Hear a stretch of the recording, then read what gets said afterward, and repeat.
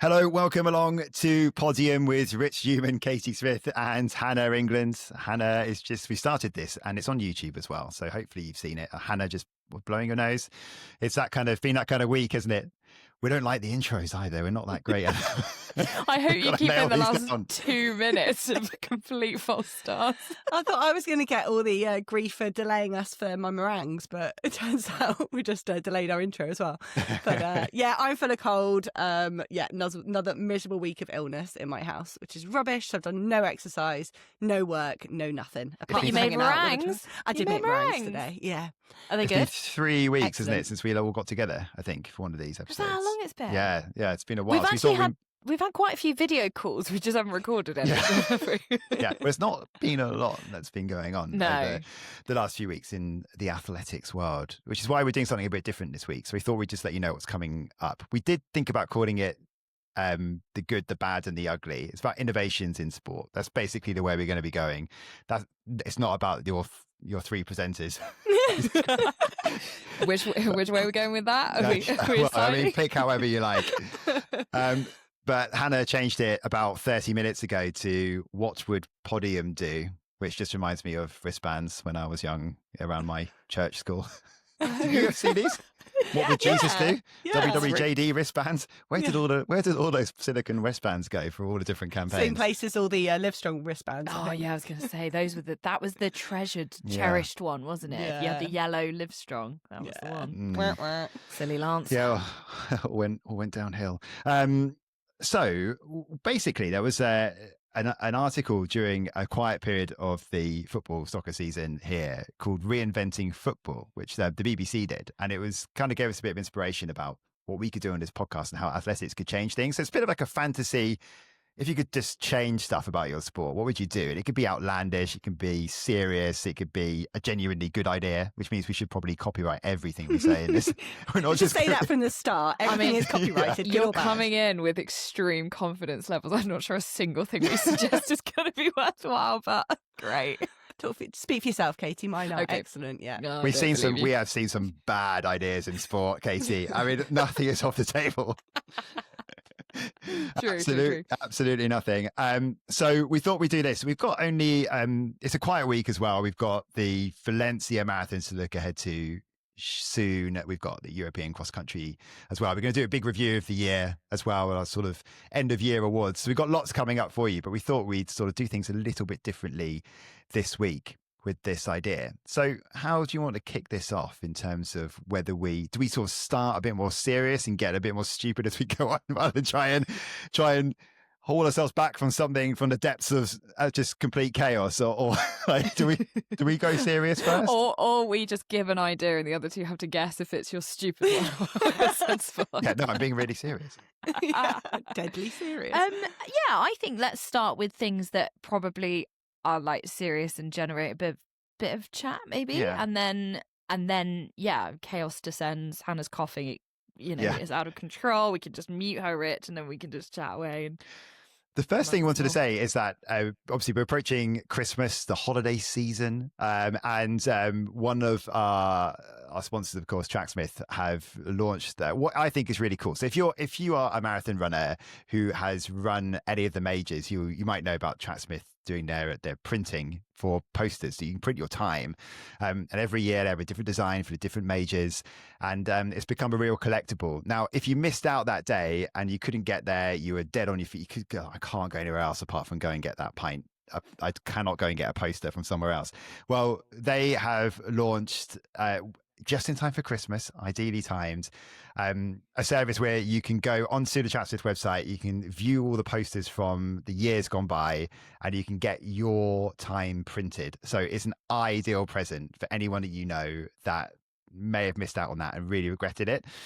So all the different designs throughout all the years, you can go and buy those. So you might want it for yourself, but it's a great, gift. I'd love it. Do you have to prove your time? Yeah, exactly. Yeah. I like 60-50. That's just quite nice to do my Manchester half, where I just got an email the next day saying, "Do you want to view your photos?" And I was like, "This will be interesting, considering I didn't finish the race." And it just said, "Did not finish, no photos." Harsh.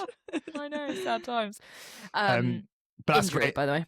Yeah, I've got nothing proud enough to do this myself yet. So, but it's a great gift. So we thought we'd flag that up. If you're stuck for some stocking fillers. Okay, let's get cracking with this then. I think the first thing to say as well is that some of the more serious things, there are really obvious answers. So, lifetime bans for drug cheats and scrap all the results. We said, didn't we, when we were planning this episode, we weren't going to go down that route because it's kind of, there are legal ramifications for that. It's not really very realistic. And as much as we love the idea. Oh, wait, our things have to be realistic. No, that's no. I mean, this is like, let's not waste a podcast of things that are completely I've obvious. actually had mine legally checked, so thank you very much. But we know, because, we love the idea of if someone has a drugs ban and then they get banned for life, as Seb Coe's said it before, hasn't he? As much as he favours the idea, just legally, it's very hard to do that from, even from like an employment point of view, it's someone's work. They've cheated, but you need a second chance and all that kind of stuff, and there's not really any way around a lot of that. So let's come up with some other ways to try and clean up the sport, because I reckon that's probably where we're going to go down the route of, isn't it? I reckon probably all of us. I don't know who wants to go first with the I guess the ugly side of the sport first. Just a quick confession, I forgot it was good, bad and the ugly, so I've just gone for 3 random innovations into my head, so I'm sort of out of the ugly round. You're out of this round. Okay, so I can go. I've got a dry one if you like. Like it's not too, again, because we kind of, when we were planning this, we thought we're going to stick clear of like you said, all that stuff that we can't really affect, even though we'd love to. So my proposition is bring back the 2 false starts rule for championships. Mm-hmm. Carry the yellow card through the rounds, but. So no immediate disqualifications, basically. Yeah, so currently the rules are, 1 false start, that's it, you're out of here. Mm-hmm. And I think it is too harsh. I think also if you go out on the circuit, it's kind of ignored at the moment. Like there's just so many green cards going around for that first false start. And I know the motivation to bring it in, the John Drummond back in 2003, all that time wasting, all that drama that used to happen around the false start, and it used to delay the whole track programme. I know that's why they went to, and were people tactically false starting to then sort of put everyone at a disadvantage. We don't have that right now. So I'd say let's bring in a bit more leniency, and then we don't lose some of those big stars on a false start. There was Letsile Tebogo in the 100 in Tokyo, like he could have run the race. I don't know. What do you think? Not keen. They're not keen, guys. No, I thought you'd frozen there. I think that's okay. Yeah, I don't mind it. But you're not excited by it. Well, can I tell you, I kind of went down this track, but my version was that if you got false started, you were allowed to run again, but you had to start 5 meters back behind the blocks, behind everyone else. Yeah. So you were technically at a disadvantage, but you could still. We have to stand up. Standing start. Standing start. 3 point. You go from I just think when I go look at the circuit, they seem to be letting everyone false start anyway. And then they're just putting everyone back in their blocks. I don't know, why not kind of admit what's going on? I love how good everyone is on the start now, I think, because they had to become completely fixated on the one. And I think it's made the start even more of a weapon in the race now than maybe it was even before. So, but I quite enjoyed the drama around the first false start. Like every time it happens, like in the decathlon or something, and I forget that there can be a false start, and then I remember, and then the drama is quite exciting because it does sort of feel like there's pressure on the shoulders. So I'm not completely adverse to it. What if you scrapped the reaction time threshold? And you just did it all by the judge discretion. Yeah, or video. There must be technology available that compared to when this was all brought in. I mean it's rapid. There's so much innovation in terms of technology that should be able to show just who went first. Do we need to have a? Do you think it should be taken to 0 then? Do you think it should be taken to 0? And then maybe that doesn't need to be there. Because there's people, like Devon Allen would say, I reacted faster than 0.1. Like you can't, you can't. He got DQ'd in Eugene, didn't he? And he was saying, "Well, no, I just react quickly." Or maybe there could be as much moving around in the blocks as people like. It's only once both feet have lost contact with the block that is technically your start has begun, because sometimes you get done for a false start because you sort of Twitch. You twitch and you encourage other people around you to go, and that's deemed as unfair or whatever. Whereas I think it'd be quite fun if you're allowed to twitch up and down the blocks, like whether that would start being used as a way to kind of so it'd be the person. So it's the person you set off that would be the false starter, and not you, the twitcher. Yeah, the twitcher is like the maverick. They are like the housery of But you totally sprinting. mess up your own start if you try. How funny would it be? Like, got it's ya! What's that game like Slapsies where you have to slap the other person's hand? Do you like twitch? Like that? Yeah.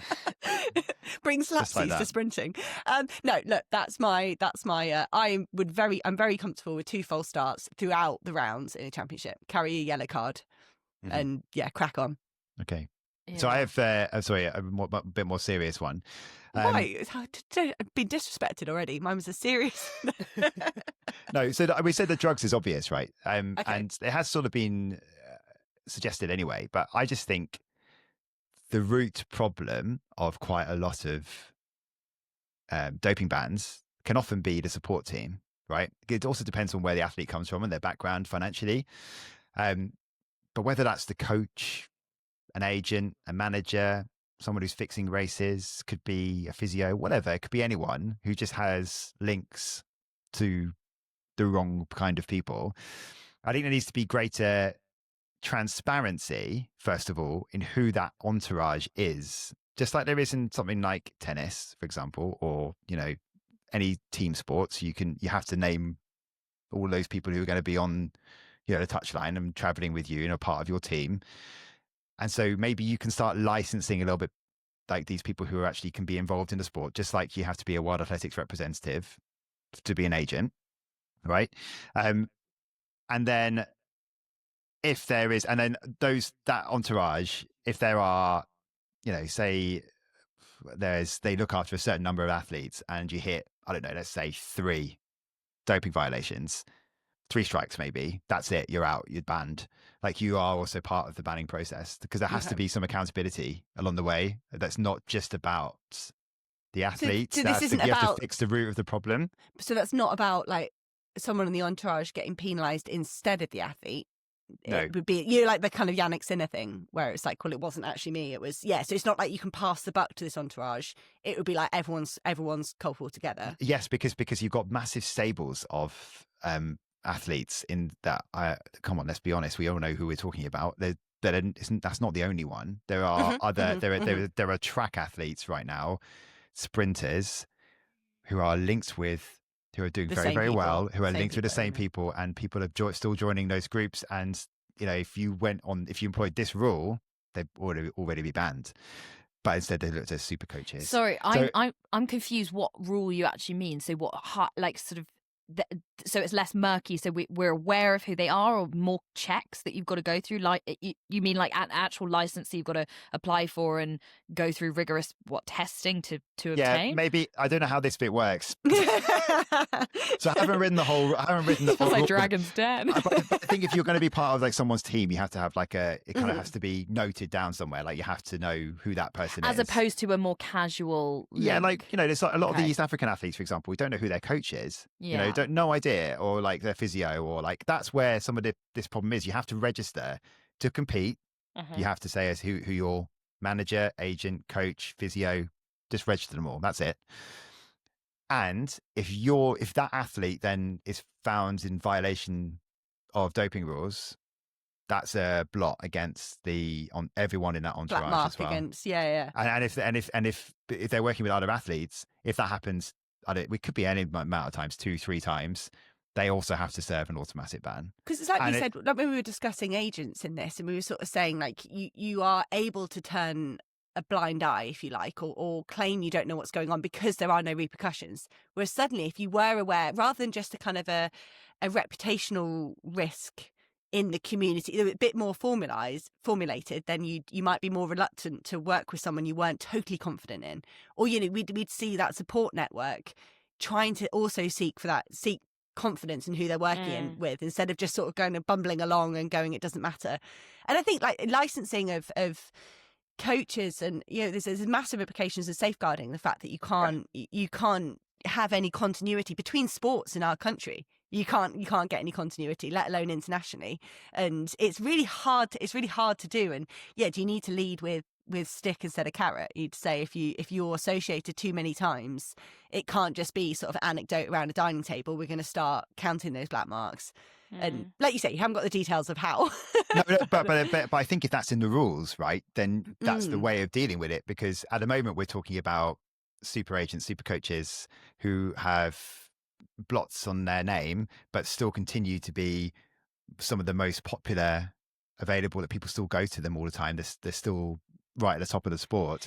And I think if the rules are there already, you can't go and prove anything against them, you know? So like maybe they are completely innocent, but if they've signed up to, if everyone has to play by these same rules, that's the sort of code, then, you know, it doesn't matter whether you're guilty or not, you're still associated with them. You had a duty of care, you didn't do it, and so you've not done it 3 times now, so we have reason to believe that you should get a ban. I don't think that's, it's almost about the whereabouts. It's almost like a whereabouts. If you compare that to an athlete, right? So if they missed, was it 3 whereabouts tests? Yeah. Yes, they missed in the space of a year. 18 months, whatever it is. But like that's the same, right? In theory, they've not done anything wrong. But, you're right. Because you can't prove anything, but they're still going to have to serve a ban. And so that it kind of works in a similar kind of way with the entourage. Anyway, I think it's a really cool solution in terms of like resources. Like you look at AIU and WADA, like they haven't got the resources to investigate. Exactly. Yeah. You take, and the governing bodies don't. You know, the requirements. national federations don't. The national doping federations don't. Everyone has a different level of funding, and it's always something that's underfunded. It's always one of the last things. You're going to pump more money at elite level to, you know, you've got like a finite amount of money, it's going to go into high performance, it's not going to go into anti-doping. But it just isn't, is it? Is it like your driving license? Like you just accumulate too many points for speeding too many times. Yeah, the evidence is there, no more driving. Or is it, do you need more regular kind of refresher courses or something, you know, you have to like re-license as things update? Because I worry if someone did it, you know, 10-15 years ago, and I just feel like everything has moved on so much and kind of progressed, and you're you know, right, like that doesn't match up with the whole we can't ban someone for life for failing a test, so can you ban someone? Like the crime punishment's got to fit the crime kind of thing. Yeah, you can't backdate it, I don't think. You'd have to just start now. I mean, you just have to accept what's happened before. It's not great, but at least it's a start. Yeah, well, you know. Okay, so I'd buy some shares. That's the most serious one I've got. I'll give you 20 quid for a 90% share in your idea. What about some ideas that I think Stimmy got some ideas which are completely fresh? What about things that we could change that we don't like about the sport? Is there anything that we've got that, I mean, it's probably quite a lot. But I wonder whether that's the next sort of direction to go down. What exists already that we can change to make it better?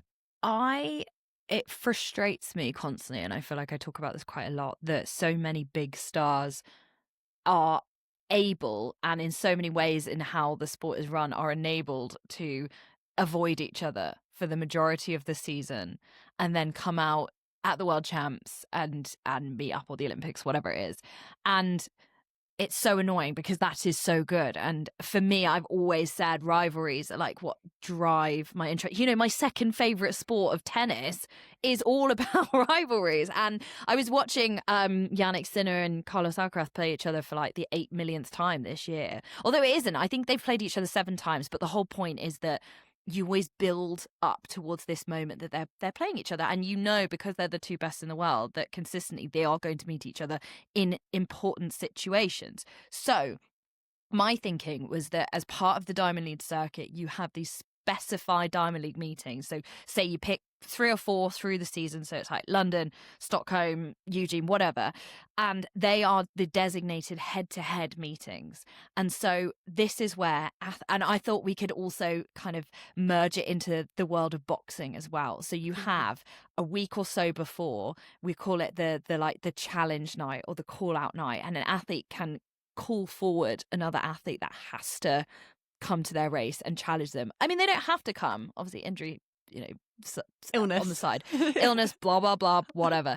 But you look really stupid if you don't turn up. And I suppose also part of my thinking, I was looking back at this year, and we've talked so much about Grand Slam track, but one of the things that I really backed it for was the idea that we could see so many rivals face each other all the time. And that was something that I think really excited people. So you would have this call out night. So say it's, I don't know, Sydney and Femke's like, right, McLaughlin Lebrone, come to Stockholm, see you there. And they... See her saying it. Sydney, baby, please. could you please race me? Thank you. And I always think it should be an evening meeting because I think it should be under the lights. And I'm thinking a little bit like when it was Carsten against Mondo. Yeah. That kind of energy. I mean, I think it would still be a Diamond League meeting, but I think you would have some specific races, that the head-to-head ones. And I just would love to see the athletes understand how important that is to the sport as well. Okay, end of pitch. I love the idea. I'd almost like you'd want each Diamond League to like adopt a home star. So say Carsten Warholm did have Rai Benjamin and Alison dos Santos come to Oslo and run a 300-meter hurdles. And that did feel a little bit like, you're coming to my backyard. And that worked. I kind of got that narrative. So yeah, do you challenge each Diamond League to kind of come up with your champion? And people can come and try and knock them off, and I think, and then it gets a bit more with kind of the locals as well. Yeah, if you're if you're with then that it brings city. a bit of Davis Cup energy. Do you know the one that's always talks about is F1, right? So that it's Alexis Ohanian's basically said the same thing with Athlos. Like he's trying to get F1's become so huge. I was just thinking that no one dodges.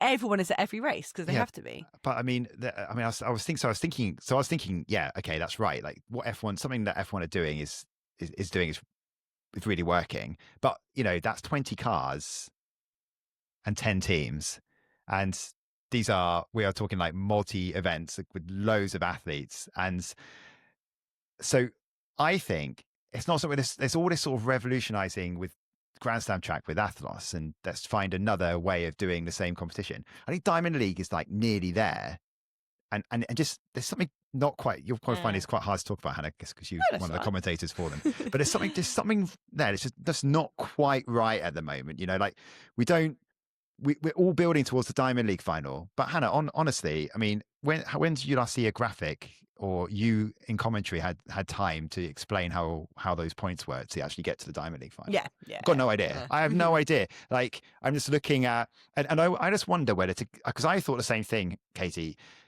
We want more of these matchups, and clearly, unfortunately, it's all going to come down to money. So there needs to be like a restructure in some way, how you can maybe bring in. I wonder, so I was thinking like F1, okay, F1 and Diamond League, how can you make this work? There's a final at the end of it. First of all, maybe you have to say that if you want to qualify for the Diamond League final, you're going to have to do 9 or 10 out of 15 of the meetings. Yeah. If you don't, then then your points aren't going to count. They're going to be void. You need to do a certain number to actually reach the final. But that could be one. Okay. That could be one thing. And then I thought the other thing is that you could then, to draw in more money, maybe you can do something like Alexis Ohanian saying with the brands. You can have like F1 has the Constructors' Championships, and then you've also got the drivers. So what if throughout the season, the brands are accumulating points as well? So Nike, Adidas, On, ASICS, and everyone. And so because of that, maybe they're thinking, we've got a bit more skin in the game here, actually. So maybe we can put a little bit more investment into the Diamond League, and that means more money, and that means drawing more people in. So the prize money goes up. The other issue for the athlete, I still think if you said you've got to compete in 9 of 12 or however many it is, that some athletes, they're too big because they earn their money in such other ways that they don't turn up. They still just wouldn't come. It's not like for example, in the tennis where the rankings is so solidly based on defending points that you gained the year before. And there's so many issues in that system anyway. It's a totally different way of doing it. But that's the reason they have to come, and they're mandatory events. But I think if you brought sponsors in, I really think that could encourage, if they bring in big money and big incentives and bonuses to say, put whoever on the top at the end of the calendar year, like, I think that comes be really, really incentivizing for the athlete. Well, I mean, that's the thing. We've got to, like, this comes down to money already. Every Diamond League organizer out there, if they had bottomless pockets, they would have Noah Lars versus Kenny Benarek every week. Like, if they had enough money to put that on, obviously other sprinters are available, but like they would put those rivalries on every weekend if they could. So you're right, it's got to come down to money. So you're right. I like the idea of incentivizing the kit companies to do it, but yeah, I don't know. I think it's. So this is why but that's why I think Diamond League's the right place to do it. Yeah. Because we don't need to be.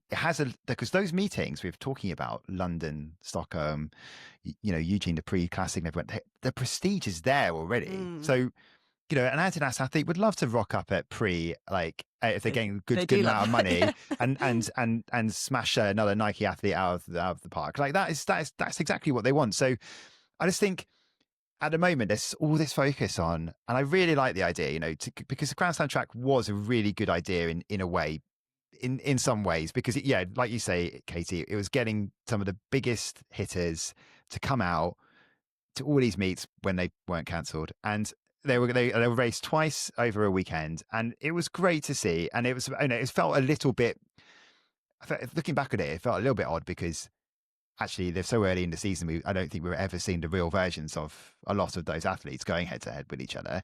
But those Diamond League meetings, they already have the prestige. You already want to go there and win, and so really there needs to be a way of investing more money into those meets, into the Diamond League, that then creates those matchups. Because I think the product is there. It's just maybe not quite functioning right. And I think the ranking system needs to be better. And that's not even just the Diamond League. Like I say, I don't know how Diamond League works. Off the top of my head, I can't say what all the points are for the different positions. We don't ever see at the end of a race where that leaves them on the standings. Why don't we see that? Why will you see Noah Lyles winning a race, and then we see where Noah Lyles is in the overall season standings? We've got no idea. Like at no point do we see that. And then on top of that, just whilst we're talking about rankings as well, the world ranking system is so complicated. And let's be honest, I don't think any fan really cares. They just don't. It works for qualification, obviously, to sort out some of the minor placings if you haven't got the standards, to fill up the quotas and everything else. But apart from that, I have no interest in it. It doesn't work. Something needs to change on that. Orders need a little bit more. It needs to be simplified, and it needs to be shown more, because otherwise I have no idea what's going on. Yeah. And I would just add to that as well. I think there's a kind of general confusion sometimes in our sport that I think if you're a new fan coming in, trying to understand, is that I don't think it's sometimes as simple as, say, and I'm sorry, I'm going to use tennis and F1 as an example again, of like, it is just always win the race or win the match. That's the only driving force behind what they're doing. Whereas I feel like with athletics, sometimes you'll get a certain point in the season where an athlete will be like, well, I was going for a big 800, in a 1500 meter race. You're like, what? So you weren't like, I'm not saying an athlete never ever wants to not win. I don't mean it like that. I just more mean that I think it can be confusing as to what the incentive is in certain points of the season. And going back to the kind of original point of missing Diamond Leagues or choosing to focus on the championship at the end of the season and therefore maybe missing the indoor season, all of those, which are very common things in athletics. I think if you're a fan coming in new to the sport and you're a bit like, I don't understand why, if there's a league, the top league, the Diamond League, like, why are they not competing every single time? It is the money, though, isn't it? There just has to be a way of finding more money to filter into the prize money. But I'm just going to just quickly on the point, Katie, that you're making, though, about you comparing it to F1 and tennis and tennis. Obviously, in F1, all these drivers are on multi-million-pound contracts for the year, and in tennis, they have a financial incentive to win every match, because every match they go through, their prize money is getting higher. That's not. I don't feel like that money is attractive enough for, especially a lot of the Americans, to come over and spend a long stint in Europe, for example. That's part of the problem in our sport at the moment, is that all the financial incentives and the true route to financial stability is that championships. Because the sponsors you get off the back of it. Yeah, the bonuses you get, the rollovers you get in your contract. It's not just like one-off prize money on that day. It will then be tagged onto your wage for the next 3 years. It's all built into that. And then anything you earn on top of that is just sort of it's not pocket change, because there's some big money there, but it's overshadowed by what can happen at the championships. Like, that's the way to make your money and solidify your brand. But I love this as an idea, particularly what you said, Katie, like the boxing matchups. And I'm saying that argument, but then you got Carson Varholm like basically pulling a hamstring trying to race Duplantis in a 100. Yes, it was in the postseason, but I do think we forget that athletes are like naturally competitive. And I love, Rai Benjamin should be sitting there right now and saying, right, you lot, come to Eugene, race me again. I got the best of you 2 seasons in a row. Come and try it again. Oh no, he didn't. He didn't. No, he did. So yeah, so he needs to. On that theme, do you want to hear one of my more stupider ideas? Yeah, go for it. So this is applicable to both the 4 hurdles and the high hurdles. Every round that you get through, your hurdle is made taller and higher. So it's raised to, I don't know if I'm feeling really mean, to an unspecified height. I don't know if it's like a couple of centimeters higher. So by the final round, if you want to be the true champion of the hurdles, you are going over some big old beast there. Okay. That is a bit what I feel. But then I feel like that's no. I disagree. Because you've got to be honest. I think maybe if you're going to say make qualification easier, then if you fall over the big high hurdles in your first round, you get to run on your own and prove that you were good enough. But, No, so the hurdles start easy. They're pretty chill in the first few rounds. I'm just saying for the final. What about through the race? Through the race, progressively round the lap or down the straight. Yeah. So as you're looking at it, it's like, whoa. Yeah. Anyway, just a thought. No idea is a stupid idea today, right? That is what we said. That is what we talking said. about like how you'd actually, like the mechanics of how you'd work a race, which obviously that is a bit more extreme. I do think I was thinking about how 200 meters and 400 meters are events that's including hurdles are so predictable now that I'd scrap lane draws by performance. Okay, you think the lanes are too... Well, no, look, Ry Benjamin from lane 2. Not Ry Benjamin, sorry. What is it? Dream Richards from lane 2. Yeah, but I mean, so randomise the lanes. Doesn't just make it a more even competition. Was it lane 8 or lane 1? I can't remember lane 9. I mean, obviously there are... because you earn that right to the favoured lane by your performances in the other rounds. Yeah, but then it just makes sometimes it makes a foregone that's conclusion. okay. But then because we see Carsten Warholm not get himself a good lane and screw up in Tokyo. I think in the and it is randomised in the first round. No, I think you earn your... That's like same as at any tournament in football. Like if you win your group, you then get to play the loser of the other group. You don't. Yeah, you earn that right to better lane. Yeah. No, there should always be an incentive to perform at your best, shouldn't there? Because do you remember in London 2012 there was all that furore around the badminton where both teams were going to get better seeding to if they lost, they just kept and then they just basically played an awful game and they both got disqualified because they were trying to lose. Maybe if you are like the top seed, if you like, into the final, you get like one shuffle button. Now, if the lane draw comes out and you don't think, say you like a stick or twist. Yeah, stick or twist. Like the event leader gets a stick or twist. You might end up in lane 1. Yeah. So if you're Noah Lyles and you get Toboggo on your inside and you're like, kind of want him further away, you can twist. But then he might get your lane. Yeah. Yeah, and you might get a rubbish lane. Like the fastest. That's good. Yeah, the fastest in semi-finals gets a stick or twist. Yeah. If that's a compromise, I think. Or it could be like a wedding, where you don't know where you're sitting until you literally arrive and you see the plan, and so they could walk out to the Olympic final and they've just got to find their name on one of the blocks. They're like, okay, this is me. Like moving the labels. Like, oh, I really don't like that guy. So they can't make a strategy because they don't know where they're going to start. Yeah, that's a true champion, surely. Win in any circumstance. Yeah. I also think in a 5,000 or a 10,000, or I guess sometime in a 15, if you're lapped, you're out. Like it happens in cross country. Yeah. And it happens in cycling on the track sometimes as well. So I think if you're lapped, that's it. You're out at a major championship. Yeah. What about race walks then on the kilometre loop or 2K loop? That's different. I think you're talking like a track race. Okay. Well, maybe actually. Yeah, I was going to say you can't have that on a rule on a 400 metre loop and not carry it out. You're right. No, you're right. No, it probably should be there. I said something a bit similar though. I loved do you remember when Nitro Athletics was tried out? I think it was like 2017, 2018 or something. Devil Takes the Hindmost. Yeah. I watched quite a lot of, I think you do as well, Rich, triathlon, and with when Super Tri first started, or what was it originally called? It had a different name. It was Super Tri, wasn't it? Was it Super Tri? I think so. Did it start as something else? I think it was at Super Tri now, Triathlon Super Series or something. But they basically did a bunch of innovative, like mixed up the order of the 3 disciplines, and they also did something similar to Nitro, which was if you were the last person across the line for each lap, you would be eliminated. One of my training partners did Nitro. And she was like, it's the hardest thing she's ever done. Yeah, and obviously cycling, don't they have a similar one in the Madison or one of those events? But they did the Devil Takes the Hindmost at one European Cup as well, back in 2009, for 3K and upwards. except they did it in the steeplechase, but one of the barriers was right after the line. Oh. So everyone was sprinting flat out to the line to not be last, and then trying to get over a barrier. It was absolute carnage. So I didn't. It was the woman that won, Natalia Rodriguez, won the 3K, but she refused to step off. She just carried on running because she was like, "This is just ridiculous." Like, she was last across one of the lines, and ended up winning by 200 meters. She was just like, "This is," because she didn't screw herself up with all this yo-yoing. Yeah, she was like, "No." So I think it's very entertaining. I think that'd be good for like end of season, like post-season.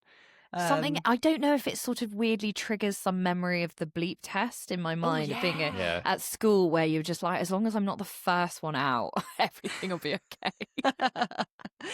No, I do think it. I like the if you lapped, you're out. I'm not sure about Devil Takes the Hindmost. I just think we should go and do it at a track and then just see how absolute like carnage. What, the it is. three of us? Yeah, no, let's not. Sounds like a horrible game. Hannah, how do you feel about? I know I know that there are these races in the US a lot more than we see in Europe, but how do you feel about relays over 8 and 1500? Oh, brilliant! Yeah, like class. Well, that would be because it is like the most dramatic discipline at the moment over men's and women's events. I think it's the least predictable. The depth is huge. Whacking some relays in there too. Yes, DMRs, SMR. Yeah. Let's up the ante. Yeah, no, I think so. They had at World Relays the first couple of years, they had 4x8s and 4x15s.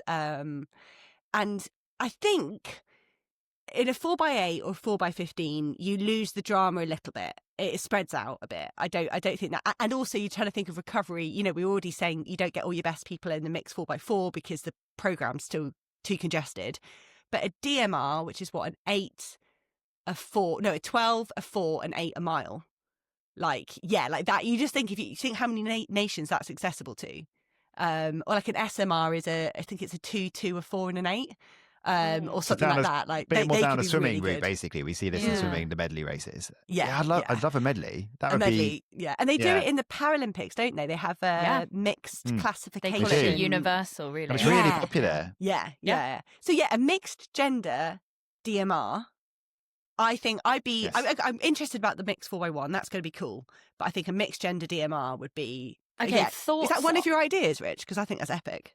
That is one of my ideas. Yeah, just throwing it out there. Yeah, that's the best one we've had so far. To extend that thought, you know, when the mixed 4x4 first came in, and I haven't got this wrong, have I? Initially, you could pick what order everyone ran in, right? Couldn't you? Gender regardless. And then they decided to kind of formalize it. What did you guys think of that? As in, sorry, when you could do whatever you pardon. The way it was first, where you could choose your order, did create some fantastic drama, like half the time. I think the other half the time it just totally spread apart, and you had a load of people running on the. You know, like I always say about the women's race in London at London Marathon, that they ran the whole thing on their own. You'd end up with these 4x4s where individuals running totally alone, and you might get a male flying through the field and catching a female, but it didn't, and it was hard to follow. I think picture wise as well, because the race would end up so spread out. So I can see why they've. I think by pushing it into assigning which legs go where. It's easier to follow, but you have lost a bit of drama. But like I say, it's 50-50. Sometimes you get tremendous drama, sometimes you just have a really boring spread out race. That's true, because I can't remember I don't know if either of you guys know, with some of the swimming mixed relays, whether they still get a choice or if that's been kind of regulated now. But again, I used to find that really exciting. But I just triathlon, they didn't have a choice, did they, at the Olympics? I feel like that was I'm not sure. Yeah, I can't remember. But I did wonder if you brought that back in and said you can go in whatever order you want, but you don't tell anyone beforehand. Yeah, so I love it's that. like none of the teams know either, and then it's just literally like little nudge once the race has started, like, matey, you're next, and they have to kind of like line up, and I don't know, that could be, it sort of adds a whole different dynamic, doesn't it? I was do you reckon you could change it in race then? Sorry, you could actually just throw in someone that would be else. cool. Do you know what? Decision. Switch, last minute switch. I like that. I like that. For sure. I was talking at the Midlands Athletics Officials Conference. I'm surprised you guys missed it. Yawn. No, I'm kidding. And we were talking about call rooms. I was telling you about Christian Taylor's comments in the call room, and we were talking about the call room atmosphere and what's that like for an athlete. And they were talking about the relay runners. and they would say, all right, now you need to line up in your order. And they would be playing games left, right, and centre because they'd be trying to mess with the other team. They knew what order they were going in, but they wouldn't stand in that order until the last minute because it would give them a mental advantage over the next team. Petty. Yeah. I love it. I love it. They'd just be like, oh no, wait, I thought maybe a lead off. Oh, no. But we want to see more of this kind of stuff. Like you want to see this again. It comes out to the matchups again, doesn't it? It's getting inside each other's heads. It's this. It doesn't happen unless there's more like regularity to it. You have to build those rivalries over time. That's do we go back to the stick or twist that like you can change a rival's team? You know, you can see you pick it out of the hat. And you're like, right, Netherlands randomise. Frankly, you're not going at the end this time. Yeah. But Sydney, please. Please go on the same leg as me. Has anyone got any? So I've got quite a few other ones. Right, throw some more at us. Okay, so I would scrap day sessions at major championships. Oh yeah, fully agree. And didn't they pretty much do that in Tokyo? We still had, well, kind of, but the weekends. Yeah, had them, didn't they? So you have like, I realize you can qualify. So you have like, you extend you extend the World Championships to have a soft start basically, but you can put some other events in there too, like a final of one or two things. Again, I haven't mapped it all out. Is this the thing you built a calendar for? No, it's not actually. No. I'm coming to that. I am running out of ideas, but I've really got a few left. Bear with me. So you have like pre-qualifying, no day sessions, except for heptathlon and decathlon, because you'd have to work that in because you obviously need to give enough rest and you still want it over 2 days. But I think you could work the schedule so that if you have to have a heptathlon or decathlon field event, you have a city centre set up and you do it there instead. Nice. So you don't do that. So they come back in the stadium obviously to all the running events, but if they're going to field event, then you put that somewhere in the city. Mm-hmm. So that's one idea. So I think, I don't know how you do it, but you maybe have to start, you obviously have to extend the World Championships, but you have evening sessions, or maybe or the session has to be a little bit longer. Yeah, you just have one big fat evening session. But it's quite a soft start to the session. So you have like 5 till 6 would be basically all those heats you would have had in the morning. You can do the kiss cam and the dance cam, and that can all happen then. Go and get a few beers and get your food, and then at 7 o'clock, this is where like the big event starts. Final 2 hours of non-stop, high octane stuff, and then on top of that, this works anyway for the throws and the horizontal jumps, but limit all field events to no more than an hour and a half. Now that is difficult for the vertical jumps, but I think you can still do another pre-qualifying event. So it's a pre-qualifying or an extension of qualifying, so that you only have final 6 or something like that going into the final for all the vertical jumps. So if you've got the pole vault, the high jump, it can go on for hours, and if while Mondo's still on the sport, it will do. Find a way to make it shorter.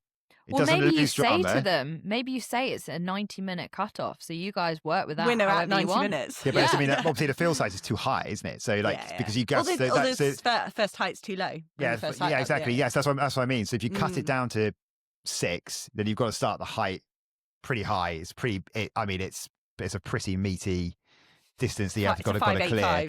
You could be out. That could be it. You're out straight away. But that's kind of like, this is the real final. It's like the ultimate final. It's the big final. Ultimate's would have been taken up by you got the super final. Super final. We can't have grand. You can't have ultimate. You got to have something else. Yeah. All right. I have 2 spin-offs from your idea. Okay. But yeah, I like it. Okay. Really like it. I don't think you'd have to go longer than 9 days. I think there'd be other ways around it. But one idea that's courtesy of my friend Nick, who said it on a walk the other day, was why not turn the decathlon into a heptathlon? Because I love the multi events. They're a wonderful showcase for athleticism. But really, if you look at the decathlon, I think they're doing those 10 events. We struggle to show it well on television. They finished with a 1500, which it's so far away from the other skill set you're asking them for. If you made that an 800 just on its own, I think that would make that more entertaining. But if you pulled it to 7 events, then you can have a comparison between the men's and the women's as well. Like you really know. So you'd go same 7 events as the women's heptathlon? Yeah. And I know that is totally Katie's bastardising. like jumping for joy. She doesn't need to Get do the a pole vault out. No, but But and I know that is probably I mean, in all seriousness, that is a real turn off for viewership, isn't it? Yeah, I love the decathlon. It is a wonderful. The history is brilliant, and I'd hate to lose all that history. But I just wonder, would you get more buy-in if you aligned it with a heptathlon? Yeah, then they do a heptathlon indoors. You know, they do. I know it's different events, but. I disagree with getting rid of the 15 though. I love the 15 at the end. They don't. But it's too spread out. I've said it before. It's like the Hunger Games. You're just watching people go off too fast, and I think you get the same drama with all those men running an 800. And I think I'm crueler than you. I think I just want them on their knees. Yeah. It's cruel anyway. But then that lends itself. So if we look at the race walk to chuck them on the steeple marathon. right at the end. Yeah.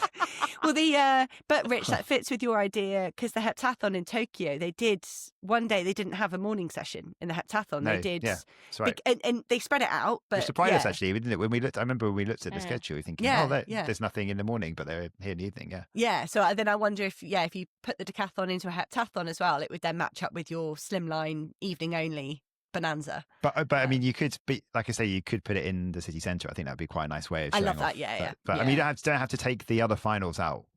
Like, you have to put a triple jump final in the city centre. They still get a stadium moment. It's just the qualifying. Qualifying and the decathlon and heptathlon. I think that would work. Yeah. I think I would buy into a decathlon more if those that talent pool we've got only had to focus on 7 events. Yeah. Because you look at some of it, like, most of those top class decathletes, they've got one event that's quite a bit of a dud. And I think that's because we're asking so much of them. Yeah. So I think if you just reduce it down, they could be quite masterful at 7 events. I think it's good. That's fine. Yeah. While we're talking about mixed events as well, we were talking about that a little bit ago with possibly with the more relays and how we could make a medley. What do you think about mixed field finals? So like combining, like man and woman combined scores for distances and this is almost throws and jumps, as in like for a nation. Yeah. So like me and you, Katie, would team up in the waiting shop. for it. That actually might be the one thing we could beat Hannah at. It'd be absolutely pathetic. Combined, only if you combine. From my point of view, it'd be awful. But like, the combined scores count. So it's a bit like playing foursomes in golf. Yeah. Right. So that's when I guess, or maybe. Yes, I don't know. Does that work? This is quite close to my idea. Do you award the medals in the throws and the horizontal jumps based on your cumulative distance? So you add up all 6 rounds, and that's how you fouls win. become not your really best bad. Jump. Not your best, because a lot of the stuff when we in these meetings about televising field events, and there's this struggle to say, we miss the best throw, we miss the best jump. Like, you don't know when it's going to happen. And they're trying, this where they've taken the field from 10 to 12 to 8 to 6 through the rounds in the World Athletics events, is to try and make jeopardy in every round, to make every jump count or every throw count. Whereas if you made a cumulative score, then every throw counts. Is consistency sexy though? I just don't think it is. Like, and you're not going to get a world record if everyone's playing safe. But I mean, you're right. Is consistency sexy? But is someone's scorecard? So. Is someone's scorecard that just says foul? You also like a spreadsheet though. So. Case closed. But is it sexy? It goes foul, foul, foul, foul, winning That's jump. Very foul. true. Yeah, that's the thing. Is that, again, for that televised product, and you could have the graphic where you've got the accumulated distances. But it could also mean by the final round, if someone has jumped really consistently well and someone else has been a bit all over, that the gap that is needed in that final round is completely insurmountable, essentially. That so then all the jeopardy is gone. I don't know. Well, I mean, I did the maths. Yeah. Can you at least pretend to be surprised, Katie? Oh, God. Yeah, it's in men's shot put. It's very crude maths. She actually has done it. Okay. And I forgot to write who was third at the World Champs in the shot put. Leonardo Fabri. So Leonardo Fabri would get the consistency score. I took it out of 5 because like Krauser didn't even do his last throw because he'd already won. He was more consistent than Tom Walsh? Just. You're right. I thought it was going to be Walsh. Yeah. So it would have gone Leonardo Fabri, Tom Walsh, Ryan Krauser, and then Munoz, the Mexican that got the surprise silver. He would have been 4th. So, So it but then, does like I say, change Krauser didn't do his last throw. So if you make it out, so who knows what he could have done, and then Yeah. average it over 6 instead of 5. But yeah, we would have Leonardo Fabri as the world champion. I know what you're saying though, Katie. It definitely doesn't help. Well, yeah, but also it doesn't help if you are someone like Krauser or maybe Rojas, another good example, where you've just come back from a massive injury and maybe you've got one big jump, but you couldn't do it 6 times as well. I think it works totally better. Changes the. Yeah, it works better in the jumps, doesn't it, rather than the throws? Because the throws, they are going for it every time. They're not trying to tactically just like. But how many times do we focus on the runway on someone for a minute, and then they run through, and then you just had like 2.5 minutes? It's not entertaining to anyone. So no, I mean it's those horizontal jumps where I think that would work best, because I think the throws you get, you are pretty much trying to get every athlete to throw as far as they can every time. You don't get as many fouls, anywhere near as many. You don't get someone coasting right. So someone's in the top 3, they coast round 4 because they're a bit tired and they want to try and conserve the energy again. And I don't think you can say scrap your worst throw, because then that gets too confusing. We're bringing the fans along with you. It's got to be every throw. Maybe you only make it 4. Maybe you say, give me your best 4 throws, and but. Katie has poo-pooed my idea. Should we make that the title of this episode? Is consistency sexy? Fair. Sorry. Has anyone else got anything else before I've only got one. That's go on. Just I think the mile steeplechase has got legs. Yeah. Yes, didn't we talk about that before? We did, They did it in Brussels. That was it. And I think they got it wrong. Is that when Yavi was trying to go for the world record? Yeah, but they made her jump a barrier like 50 metres in. It's got. I think you need to skip one more barrier than they did in Brussels, but it's got the chance to be chaotically wonderful. And replace the 3 then. Yeah, replace the 3. The 3. Yeah, replace the 3K steeple with a mile. Yeah. I also wondered about when in a throwing event, if there's a level score at the end, whether we needed a method of distinguishing between it. So I was wondering if we use shot put as an example, do you either go like make them throw a heavier shot, or maybe a lighter shot could be more interesting as well, and then you get a one throw but it's like just slightly different, it's not your usual, so then it just, I don't know, or 60-meter race. We'll just all the chat from Chase Ely about being the fastest over 60. Yeah, we talked about that before. If you have you have like a race, but if then they throw out the argument of, well, I'm going to pull a hamstring or something, maybe instead we say that we have a randomizer where you go, okay, you don't have to go and do you have to go do a running race, but you have to throw something else. So you do like a randomizer. It's going to be the javelin, it's going to be the discus, it's going to be the hammer. You've got that's going to be your tiebreaker. Actually, I suppose more my point of this is I don't really like count back that much and like looking across a discipline and deciding that someone, I suppose that's more for like pole vault, whatever, where you go back and say, oh, you had more fouls than this, or high jump or whatever, therefore you are technically above in the rankings. Because I like the idea that every time you clear a new height, that's a new clean slate for you, because surely that is just a different ball game, excuse the pun, like once you're in a different stratosphere. I sort of feel like you should be applauded for the fact it took you 3 attempts on your first go. Kind of like Hamish Kerr when he was telling us about qualification and how horrendous that was for him, and he almost lost his Olympic dream at whatever height, I can't even remember what it was. And then suddenly he gets through that and he's like, I kind of think I'm going to win gold today because I got over that hurdle. And it annoys me sometimes that when you're so exhausted because you put yourself through all these height increases, and then you can maybe lose a gold because of exhaustion at the end.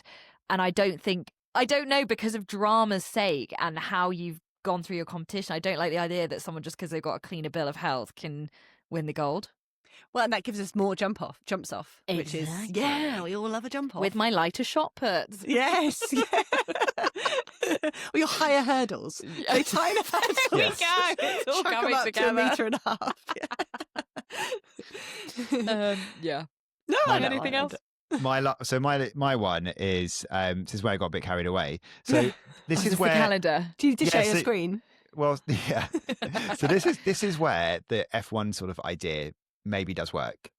Okay, so even you could do it just for athletes, or you can do it athletes and teams. Yeah, we'll look at that further down the line. But you can sort of revolutionize the road season with a global league that runs from like January to November, where you integrate with major marathons and you compete over a variety of distances. And those marathons can like change every year, like the calendar can change. So most people that can do a marathon are still quite a good 5K runner. So you can still put them on the road and do a good road 5K. So I was thinking you can have throughout the season a certain number of 5K, 10K, half marathons and marathons, one a month. And you accumulate those, the best at the end with the same number of points for the win, 10 points for a win or whatever. And across that whole, you have to compete across the whole league, and the winner is the one whoever has the most points across all those distances. So you could do it like this. So this is how I worked it out. I was like, is this even possible? And I was like, yes, it is. And there's so many that I've skipped out here, but I'm trying to keep it sort of global. And there's going to be loads of people who's going to be telling me I've missed out with things, and I have, because I couldn't find a good Asian race to fit into this schedule. But we can. So you can do the Valencia. Draft. So you can start with Valencia 10K in January. Then you can go do the Barcelona half in February. Great, I've been there. That's great. NYC half in March. Then you can go and do the Carlsbad 5K in April, which is a really big one in the US. Then go and run London Marathon. You can go and do the Boulder 10K in May. Brutal. London 10K in July, so you've got an off month now. You can have you have June off, just to get some recovery back. So your London 10K in July. There's obviously 2 10Ks, but it's just the Saucony one. Sydney Marathon in August, so you need to put like a difficult marathon course in there. So you can sort of alternate that every year between Sydney, New York, and Boston. Mm-hmm. And then you double up the marathons. You then go and do Berlin in September. It's getting a bit silly now. Because 2 or 3 weeks later, you then want to go and do the Amsterdam half in October. And then you do the Great Ethiopian Run 10K in November. Another high altitude. Where are you getting the altitude training in for these races? So you got like so you've taken it to Africa as well. And then for the inaugural season, obviously, we are starting and finishing the season in Valencia, because then you finish with the Valencia Marathon. So and you'd be the only person December. not to PB in Valencia because you've run all these races. Yeah, it's probably a few too many races. So is it a league? So I think I put 1 too many marathons in there, because I was thinking maybe 2 marathons is possibly. 2 is probably enough, not 3. Right, and certainly not so 2 back to back within 4 weeks. So are you a champion at the end? If you, Yeah. What is it, like you accumulate points or something? But what you're doing is there's like a big champion that gets like loads of money at the end. I don't know who the big investor is, but let's go to Alexis Ohanian and see if he likes the idea. See if he wants to put in some extra dollar into this one. But they're already getting the prize money from all the events they're competing in. That still remains. All those events become part of this global league, so it gets even more investment, and they're on a rotation. So yeah, if it's like London Marathon and Sydney Marathon in 1 year, it will be Boston and Chicago another year, or it will be so you keep on mixing up the races to fit the calendar. There's so many that you can make this work with. There's like But then really I big think prestige, and at the end, you get crowned the overall road champion. So I've got a couple of issues with this. Okay, I thought it was really good. Health of the athletes. There are too many races in there. Matt was mapping it out. It sounds good to me. But also, you start to really you'd really invest in that athlete to want to. You'd be a fan of someone to be backing them all the way through. So there's a few issues. One, I've just come up with another idea. Go on. But I think then you run into the problem we were discussing with the Diamond League earlier, that ultimately there's going to be more money available for you if you go and podium in London Marathon than if you buy into this league and screw yourself over. So you could end up crowning a champion of the Richard Newman League that doesn't catchy. It never finishes in top 10 in any of the races because they're so fatigued from all of it, or they've spread their effort rather than being able to peak for anything. Would you go for cumulative time over points? No, I think I'm not going. Yeah. But I have just thought that obviously you're obsessed with consistency. You can either half that amount, and also part of the problem is that some of the best road athletes, we only see them once or twice a year. Yeah, I agree with that. Yeah, so, this is the way of getting them out. But maybe you do like 6. Maybe you take that list of 13, I think it was 12 or 13, down to like 5 or 6, or you create a team like we see in triathlon, for example, sometimes where you can have like in Super Try and all that kind of stuff. I forgot to make this. Yeah. You have like you had Team Hannah, and Team Hannah, you're the manager of this team. Like you have like an ex. Yeah, something like ex-athlete. That's like the manager of that team. A bit like you have in Davis Cup and Billie Jean King Cup and everything. So you've got the manager of the team, and then you've got a team of like 3 throughout the year. A stable of 3. She sends them out. She's 3 like, men, right, Newman. 3 men, 3 women in your team, and you can say, right, Valencia 10K January, I'm going to pick Katie to run this 10K because I think she's got the best chance of getting the win for us today, and that contributes to the team. So maybe that's the way, and you still get, but I don't know. Yeah, there are things to iron out, but I think we're getting there. It's got legs, just too many of them. Far too many legs. It's not a bad idea, Don't the Great North have a bit of a element through their season? Can you accumulate points in the Great North events or not? Am I making it up? I don't know.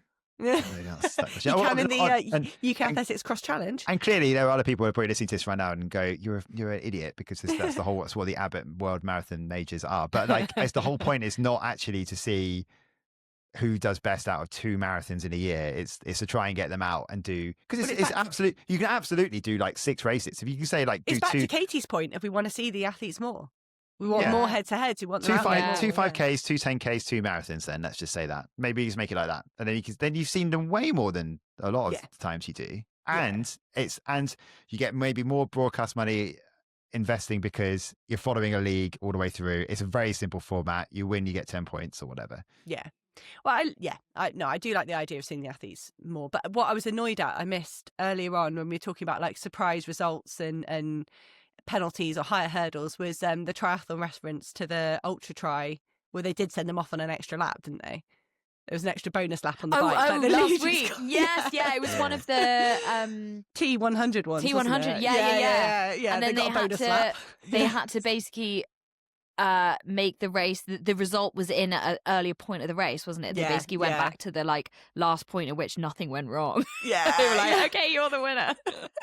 So it could be like that. Yeah. Is that what you do in a 10K to make a 10K more fan engagement? Like there's just a mystery finish. Like it might be 10,000. You know, like when you're in a gym class and they go 30 seconds and then you're done. And then they're like, 10 more seconds, I promise you this is the last one. Give me 5 more and then you're done. You're like, you're lying to me. Will you be really surprised to hear that sort of behaviour from a gym instructor just makes me very angry and upset? I imagine you do not respond well. I'll tell them that it's been 30 seconds and we shall stop now because you said it was 30. Yeah, do not like that. But you know what that makes you, Hannah? Consistent. Square. Consistent. No. Which is sexy, we know. I think that's enough of all the. I mean, there's plenty for World Athletics to get on with there. You're welcome. Yeah. So you can invoice at hello@podiumathletics.co. I don't know if that's our email address. That's not actually an email address. No, it's not. What is it? Podium Athletics podcast at gmail.com. So if you want any further discussions, then we're here. Oh yeah, please let us know which ideas you think are absolutely horrendous. comment on Instagram and social media. Send us some emails. Actually, do you know what? If you've got some ideas that you really want us to cover and so we can share them, do email us in all seriousness. Please, if you can't tell, we need help with the ideas. podiumathletics@gmail.com, or send us a message on Instagram and we'll read out some of the best ones if you want to get involved in this conversation. It could be something that just ends up getting some legs and running for a long time. Your innovations for athletics, like your calendar marathon league, however wacky they are. And if you've got alterations, I'm open to some ideas. But I don't think he's that open. DMR, I still think. Let's be honest, it's all right. We're really good spot. I mean, you came up with a DMR idea, so we'll let you off because I think that could have been the best idea. Please do like, follow, share. Share with your mates if you enjoyed this podcast. We've had a really good time doing this over this year, and we're coming to the end of it for 2025. We've got some big ideas for 2026, but all your support is very much appreciated. We'll be back next week with a preview of the Valencia Marathon, and we've got some exciting guests coming your way too. So yeah, like I say, give us a follow and you'll make sure that episode drops in wherever you get your podcasts. But for now, Thanks for listening, and we'll see you next time.